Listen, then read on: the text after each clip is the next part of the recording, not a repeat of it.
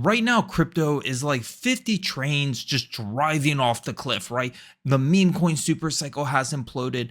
The AI coins are death spiraling. And there's really only one project in coin right now or train that is going towards the light and has any hope at all. While I strongly believe the meme coin super cycle and AI will make an extremely strong comeback, right now, today, we're going to focus and deep dive into our only hope, which is Hyperliquid. I'm going to give you an overview of Hyperliquid, but most importantly, on how this very small team built with no external funding, one of the most successful projects in crypto. We'll dive a bit into the ecosystem catalyst coming up and why I believe that Hyperliquid deserves to be a top 10 crypto.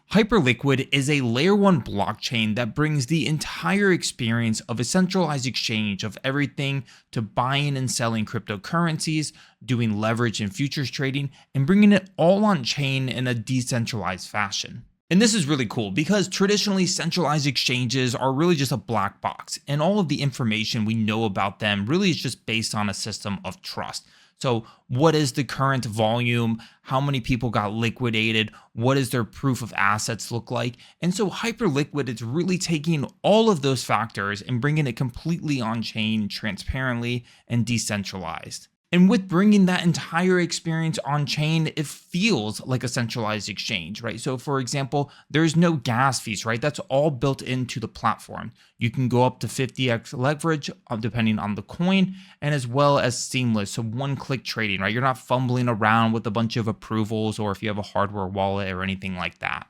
If we look at Hyperliquid and we look at its core features, we're mainly going to focus on perps and spot. But Hyperliquid is a layer 1, remember, and so it's really starting to evolve an entire ecosystem around it. Going beyond just perps and spots, they're introducing the Hyper EVM. So this is going to be an Ethereum virtual machine equivalent.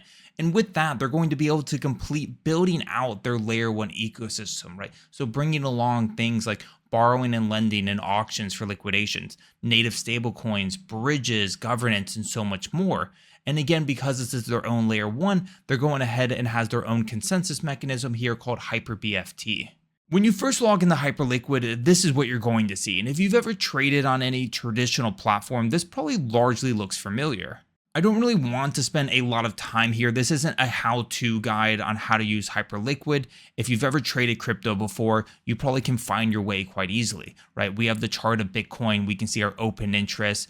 We can see our funding and cooldown and volume. We also have the option to change our leverage up to 50x, right? So a lot of things here are quite familiar. Instead, what I really want to talk about first is because Hyperliquid is decentralized and on-chain, you essentially need a counterparty or a market maker. And Hyperliquid allows anyone to partake in those activities, right? You can essentially be the casino where traders come in to play blackjack or roulette or whatever it is. You can participate in that market making by being the casino by depositing into the HLP, the Hyper Liquidity Provider Fund. So right now it has a TVL a little over 460 million with an APR of about 20%.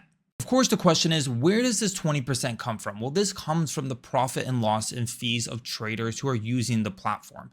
So as we know, the past few weeks for crypto has been absolutely horrific. A lot of people have lost money, and so the HLP actually benefits of it, or in this case, the casino. Of course, this just means some months have a higher APR and some months could have a much lower. But if we look at the chart of the all-time, right, traditionally traders are known to lose money over the long horizon, right? That is the facts. And so we can see here the P&L of the HLP, right, starting all the way back from the beginning of 2024, has grown to over 58 million. And of course, we do see some dips here and there, but they're relatively short-lived. If you're somebody who wants to go risk off, I think HLP has a lot of value. Obviously, there's inherent risk involved, smart contract risk, P&L risk, things of that nature. But I do think it's a relatively good bet for essentially stablecoin farming. There is, I believe, a 4-day deposit withdrawal holding period, though.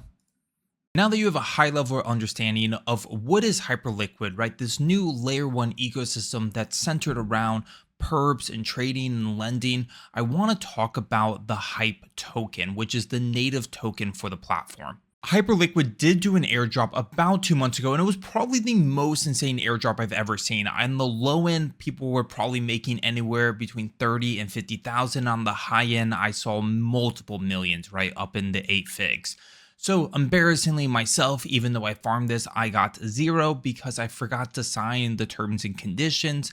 At minimum, I fumbled a supercar, and at maximum, probably a small house, but it is what it is. I want to talk about what is the Hype token and why I believe it deserves to be a top 10. Because remember, Hyperliquid is expanding from a DEX to be this entire DeFi ecosystem. So it's really not fair for us anymore to really value Hyperliquid against other decentralized products, but really we should start looking at other layer ones. We can see that it's a layer one powered by this Hyper BFT, which is just really an optimized proof of stake algorithm.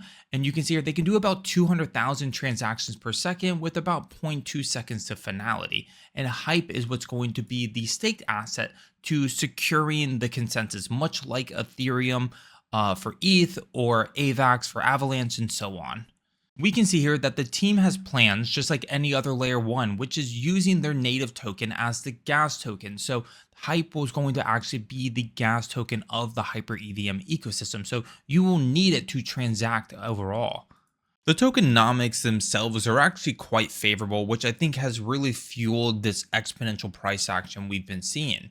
So what we have here is about 40% going to future emissions and community rewards. So about less than half is already off the table, right? Then we had 31% essentially Genesis distribution, things like the community, 23%, which is current and future core contributors. You could think of this as team members. But again, they talk about below how, of course, these are going to be properly locked and vested. We see 6% to the foundation budget, which you can think of encouraging projects to come build on the ecosystem, community grant, as well as HIP2 proposal. And this just goes into a little bit more. For example, I talked about the core contributors will be locked for 1 year after Genesis. So there's still about 10 months left on this lock here, with most of the vesting going to take until 2028.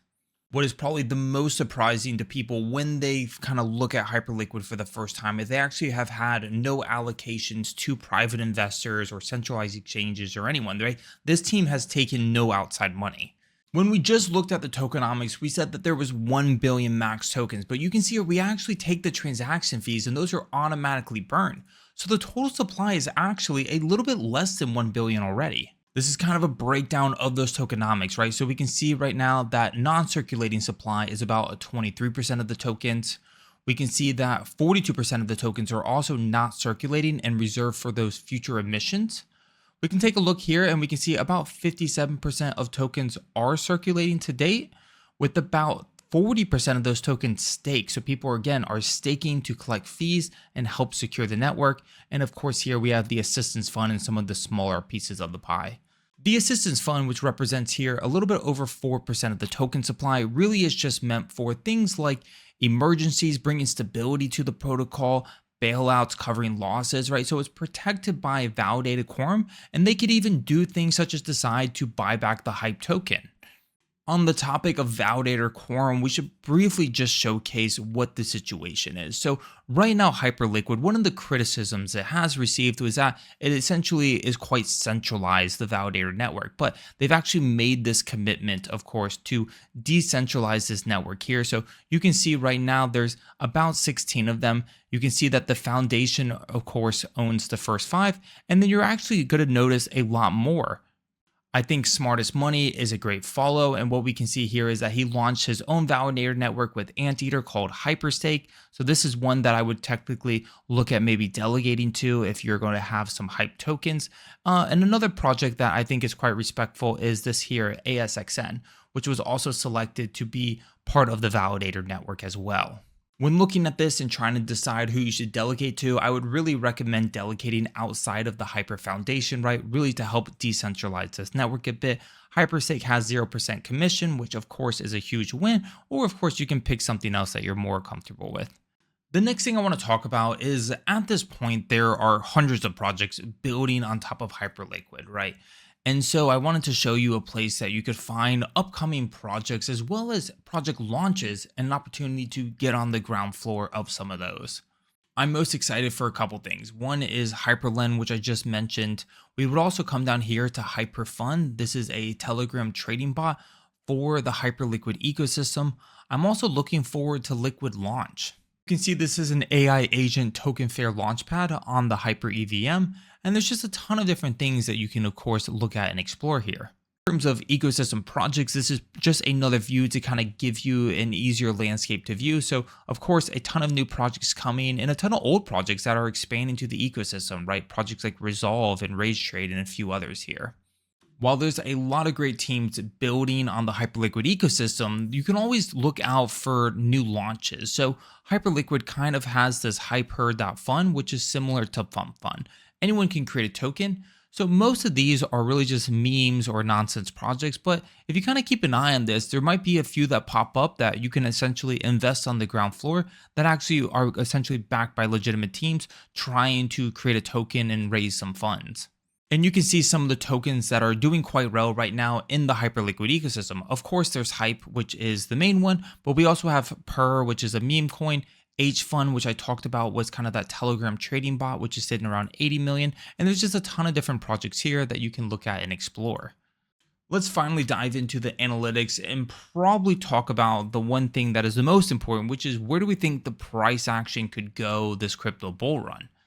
One of the most important things you have to look at of any kind of hype project is how is the activity and user retention, right? How sticky is the liquidity after a mass event like an airdrop? So in Hyperliquid's case, they did an airdrop at the end of November. And if we actually look here at the end of November, we can see here we had an open interest of around, let's just say 2.46 billion. And if we fast forward to today, it's actually gone up significantly to 3.68. So it's clear here that these metrics and users were not just here to farm an airdrop, but that this liquidity is actually quite sticky for these users. And we can see these metrics across the board. Another great example is volume, where they had one of the biggest, highest volume months in January of about $16.3 billion, right? Bringing the cumulative at the time to 515 billion. I think the cumulative today, right, just crossed over $600 billion. We've talked a little bit about the HLP fund, right? This is essentially depositing your money to be the market maker or the casino in this case, right? And of course, it's an up-only line. And naturally, what we see here is traders P&L is relatively red, right? Kind of confirming that suspicion that over time traders do indeed lose money collectively as a whole, right? So a negative PLL of about negative 57 million cumulative. And I think one of the most important metrics to look at, of course, is cumulative new users, which is how many people are actually finding value and enjoying trading on the platform. So we can see our cumulative new users actually skyrocketed after the airdrop, right? So instead of reversing trend like most projects have seen, they actually saw mass inflow of daily new users. You can see here, it's just parabolic, right? Even before the airdrop, it's super small, only a couple hundred, and then immediately in the thousands. I talked a little bit about this before, which is it's not really fair to value Hyperliquid anymore as kind of just a perp dex, right? Which is essentially projects like GNS and GMX. And while these products are exceptionally well, it's clear that Hyperliquid is building out now an entire ecosystem, which is really makes it a more fair comparison to kind of compare to a layer one valuation.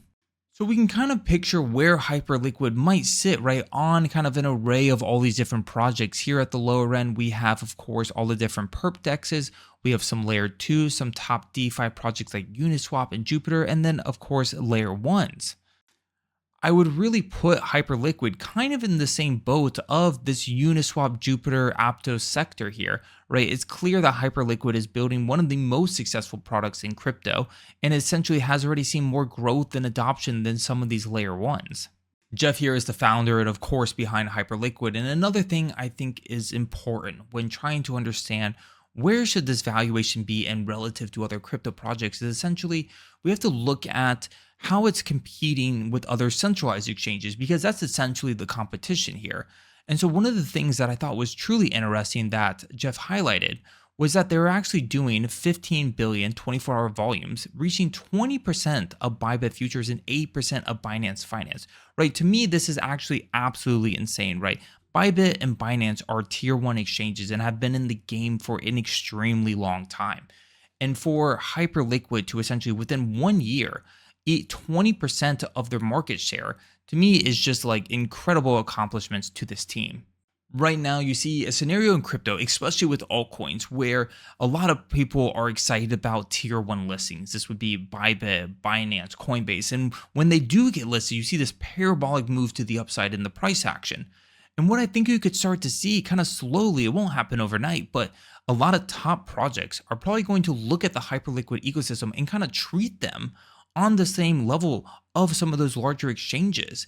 And I believe once you see a few large projects list with Hyperliquid over the big players, you're going to start to see potentially this fundamental shift. And if that happens, I mean, the floodgates will just be open for the Hyperliquid ecosystem. So right now, Hyperliquid trades at about $26 or about 8.9 billion. So it's about in the top 20 right now in terms of relative market cap. Right now, crypto is obviously in a fragile state. We're seeing all the trade wars and the tariffs, and there's just a lot of things happening in the markets. But one of the projects that has really just stayed consistent has essentially been the Hyperliquid ecosystem. And I believe because a lot of people are looking forward the mainnet launch of Hyper EVM and kind of seeing that whole ecosystem come to fruition. And from a technical, it looks extremely well. So we have the daily chart here. We can see that the RSI is bouncing off the midpoint. We can see here that we're doing pretty well, breaking out of kind of this kind of upward range a bit. And so we're kind of sitting in a pretty good position. I mean, as long as the market continues to act favorable, I think we could make that move back up to the upside, but we'll see what happens. It's been a rocky start here in 2025, but I believe we are still in this golden bull run. I'm looking at new highs for Bitcoin this year still. But if you have any questions, drop me a follow on Twitter, send me a DM, come join the completely free community Discord. But thanks for watching. See you in the next one.